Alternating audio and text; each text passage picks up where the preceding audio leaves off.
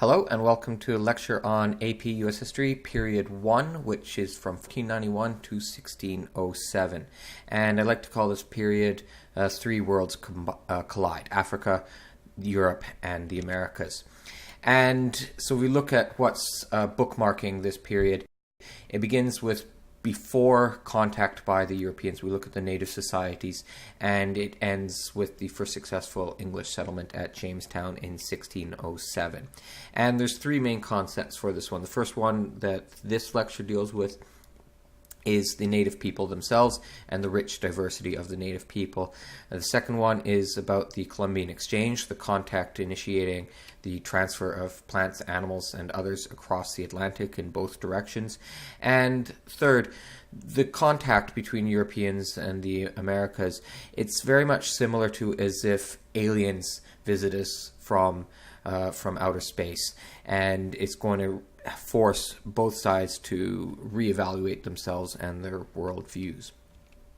All right, so the APUSH people at AP, they have made a concept outline, and the first one, key concept, period 1, number 1, as native populations migrated and settled across the vast expanse of North America over time, they developed distinct and increasingly complex societies by adapting to and transforming their diverse environments. And then the sub to that is that different native societies adapted to and transformed their environments through innovations in agricultural resource use and social structure. And this is further divided into an A, B, C, and D, which we're going to have a look at here. Now, before we go any further, if you have any stereotypes of natives, you need to throw them away. They are not as one with nature, and they were not brutal savages. They were human beings like you and I, and they should be studied as much. Now, were they civilized? Absolutely. They had language, they had specialization, meaning that they have priests and workers and other ways.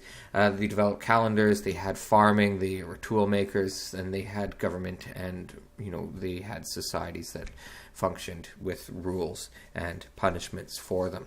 So they are civilized.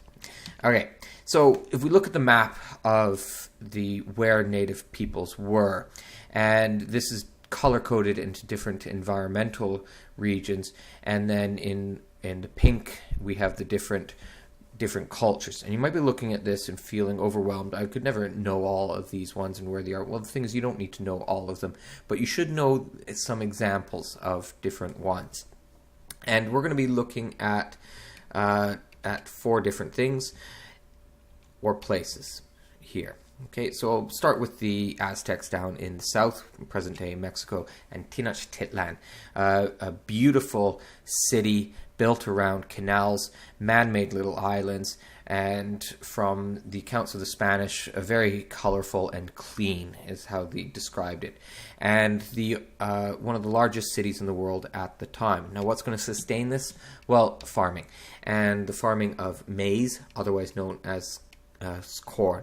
So in our concept outline, we get down to the nitty-gritty here with the spread of maize from present-day Mexico into present-day American Southwest and then beyond.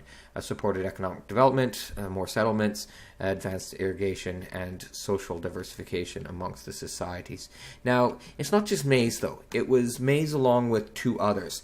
Corn, beans, and squash, or maize, beans, and squash, and the 3 sisters as they are known, and they helped and reinforced each other and created what's known as a symbiotic relationship where each is helping the other. So the corn grows up. So as it grows up, it provides a structure for the beans, which is sort of a vine, to grow around it. And then the beans themselves, they put back to the soil chemicals that the squash and the corn eat up, particularly nitrogen. And then the squash, which is sort of like a pumpkin, as it grows along the ground, it outcompetes any weeds that might wish to grow up in there and keeps weeds out. So they help each other. And they also, in terms of nutrition, they're providing both protein and carbohydrates as well. So it's a good nutrition amongst them. So as it spreads, and it does spread fairly slowly because it's a north-south axis, and it did take a while to get up into the northern areas. And as it spread, it allowed for more population, more sedentary, like more living in villages and not being on the move. Economic differentiation, meaning that you have a little bit of disparity in wealth. You'll have some who have more wealth than other. And social stratification, meaning that you'll have different people doing different things, and you'll have more elites, and then under the elites, other people. And there's negative consequences to it. If your crops fail, you could suffer hunger, less diverse nutrition, and denser populations does make it easier for diseases to spread. Now, farming and gender as well. Depending on where you were, it would have a different effect on the gender. So in the dry southwest, it takes a lot more labor, a lot more of getting water, and so men would be focusing on this and not doing other things that they would do before, such as hunting. Whereas in the other areas where farming is just so much easier, it was just seen as an extension of gathering, which is the female responsibility, and so the men continue to go hunting while the females are responsible for much of the farming work that's going on. And the hunting and the fishing that the men do supplements the diet so much better, so they have much better diet and nutrition in these areas. All right, so look at B, which is looking at the southwest. So let's go here. We're looking at this area here, the Great Basin and the Great Plains. And this area, the Great Plains, is very flat and dry, and the Great Basins is a much more elevated area, but also dry. Now, if we look here, we're thinking, okay, following the bison or the buffalo on the horses, but keep in mind that the horse was introduced by the Europeans, so they're not doing this before the Europeans come, but these were still a mobile lifestyle that they adopted in the Great Plains. Now, they did try to give farming a go, which is what this is showing here, but a lot of them tended to just abandon the farm. It was just too much work. Right, so they would develop very elaborate irrigation systems, dams, reservoirs. We can see these circles here. Those are designed to hold water. And so a lot of work in going into catching water, keeping water, and moving water around so that you could support farming. But a lot of people just decided to abandon this and follow animals around and in a mobile, moving lifestyle. And later, with the introduction of the horse, it would very much reinforce the mobile lifestyle in this region, especially on the Great Plains. And one other thing here, and sometimes when they did develop villages, they would develop these kinds of villages known as Pueblo village or Pueblo people, where they're building out of adobe, which is dried mud. So that's a building made out of earth right there. All right, moving on into the eastern areas, the northeast and along the Mississippi River here, developed of mixed agriculture and hunting and gathering. So this is the area where they're doing both. And this drawing here of a native village, you can see a lot out of it here. Up in here in the top, they are hunting. Here they've got their farming going on. They got some kind of ritual here, and we've got a permanent village here that is definitely kept going by both farming and hunting and gathering. And we're looking at this area here, and these will be the natives that will be in contact with the English when they sort of settle in here. And we will come across these groups as we continue on, and they'll very much be part of the history of the United States. So in this area, good geography, right? It's and that good geography actually delayed agriculture, because you can get what you need from the land. Why do I need to spend time farming? Farming is difficult work when I can just go out and hunt and gather. But once they adopt it, hey, it doesn't actually take a lot of labor, and so there is still opportunity for the men to go hunt. This is the most densely populated region north of Tenochtitlan, and we do see a lot of permanent villages. Specialization, meaning I do this job, you do this job, and more leisure time, more time to just relax, tell stories, and innovate. And we see the mound builders is a pretty good example of how successful some of these communities were. These mound builders, we'll see them in a moment, the mounds, what I mean by them, but in the Mississippi Valley, they could support very substantial towns, and they would have big towns with a big central square, and then pyramids with temples on the top, which is the home to the chief. And the the common people would sustain the chief. And there's often a lot of fighting between the different chiefs, and we see that in a lot of their art and their evidence. So this is what I mean by mound builders. And these rival, some of the pyramids of Egypt. Very, very elaborate structures. So this can only be done if you've got a very large food supplies that can support the specialization and the differentiation of society. And this is showing Cahokia near St. Louis today on the Mississippi River. All right, we come to the last group in the Northwest, and this is a region along the coast, and that coast could very much sustain large permanent populations. And so we're looking at this area here, from California up into British Columbia in Canada, and it's salmon and redwoods. The salmon, they can catch it in the summer as they come up into the rivers, and then they can smoke it, and it keeps all winter.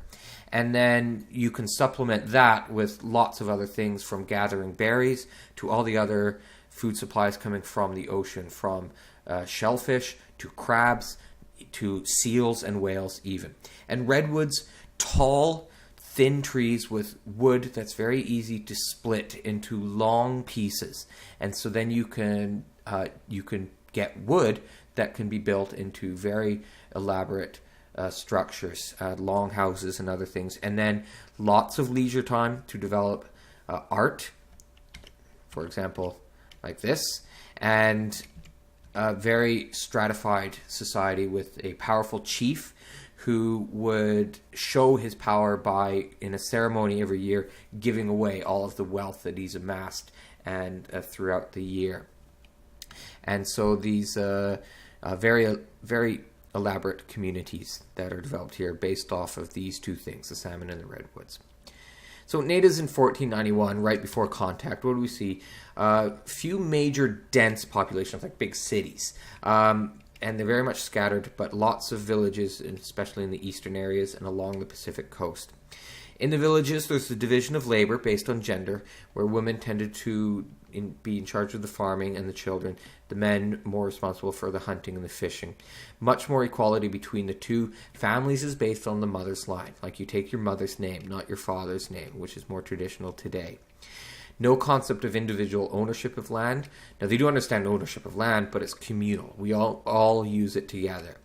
Great diversity, and their history will often be written from the point of view of European settlers and their descendants. So it's a bit of a skewed view, and this is how a lot of the stereotypes get developed. And their worldviews. We'll just sort of end there. For natives, it's a worldview of animism, which is that the supernatural, God, is a complex, diverse web of power that's in everything. So everything has a little bit of spiritual to it, both living and non-living things. And humans, we are part of this. We're part of nature. And all living things, as I said, have this spiritual. And so you kill and you alter nature with restraint and with respect.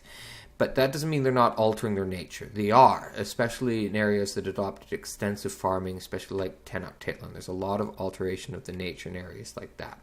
Now, for the Europeans, monotheism, or one God, they've taken what they consider the supernatural, the spiritual, and it's all inside one God who's far away, somewhere else. And so humans are not part of the supernatural. We're separate from it. So God has made man distinct from nature and above it. And so we humans can therefore possess and rule over nature. And as natives do not do this, they have sort of given up title to the land. And this is arguments that Europeans will use of why natives do not have the right to the land that they use. Okay, so we're going to end it there. So that's period 1, key concept 1.1, and we've got our A, B, C, D of our 4 different areas. All right, thank you very much for listening.